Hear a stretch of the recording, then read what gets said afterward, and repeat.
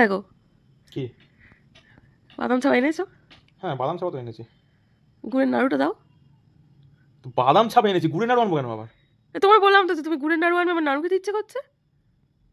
তো বাদাম চাপা তো এনেছি, নাড়ু খেয়ে কি হবে? বাদাম চাপা চাপাটা নাড়ু এক তোমায় বললাম তো বাদাম চাপা আনবে, তার সাথে নাড়ুও আনবে, আমার নাড়ু খেতে ইচ্ছে করছে।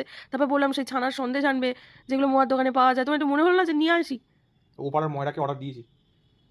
শুধু বলেছে, বাদাম চাপা নিয়ে চলে এলে? হ্যাঁ বলেছে ওই খেজুর গাছের রস পড়লে তার থেকে গুড় করে তাতে তিল ফেলে বা নারকেল কেটে ফেলে নাড়ু বানিয়ে ফালতু বকো না তো। ডেলিভারি করে যাবে। তো নাড়ু নাড়ু ছিল না দোকানে?